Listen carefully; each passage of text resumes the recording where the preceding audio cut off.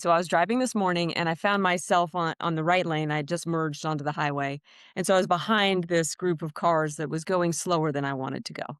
And there was a semi up here a little bit and then another semi back here. And I found myself in this place where I'm sitting and I'm like, oh, I need to actually slow down and to be able to move into this other lane.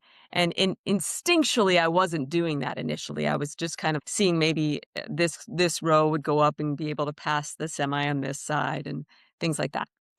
So, of course, because that's the way I think, all of a sudden I had that thought and that connection of sometimes you need to slow down in order to speed up and in order to get to the destination, which in this case was the left lane, so I could move faster and keep going forward.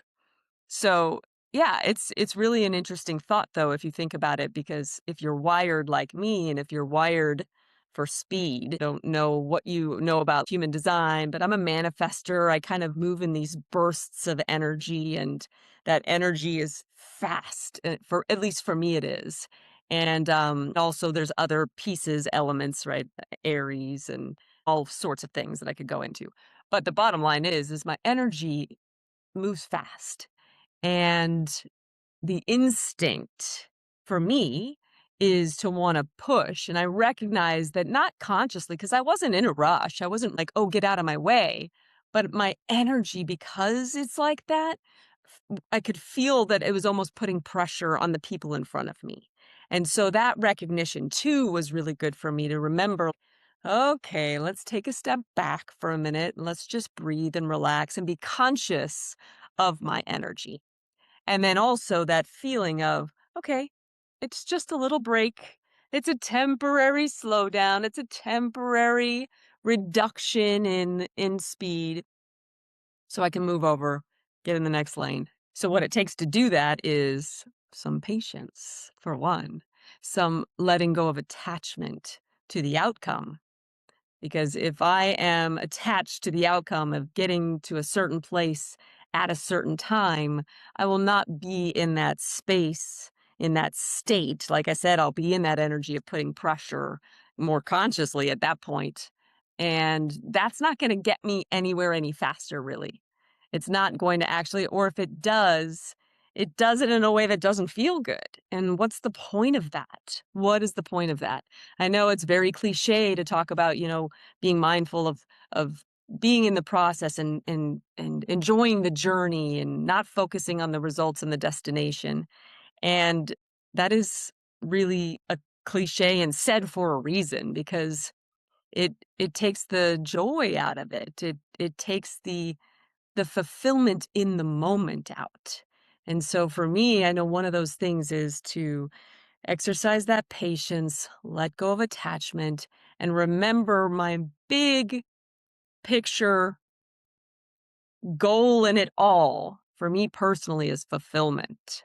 So I encourage you to really, really check in like, what is your big picture thing that if it was one word that you wanted to feel and be a part of for your entire life, no matter what you were doing, what is that word? What is that feeling? So that word needs to be a feeling that you want and make that your priority.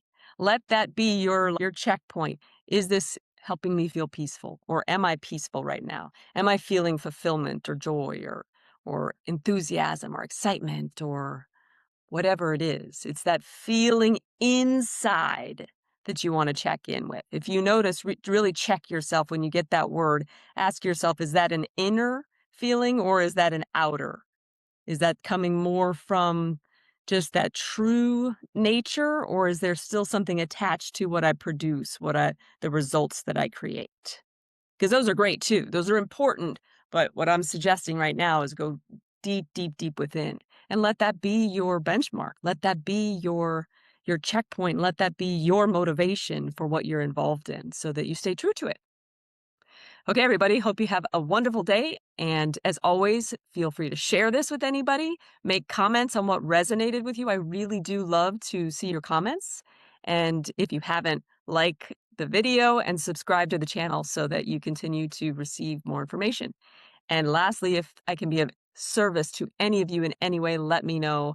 My 12-week Sovara Rising course for women that aligns soul-led leadership journey is officially starting. We actually already kicked off an orientation, but it's not too late for you to get involved in that. It'll officially be starting 2 weeks from Wednesday.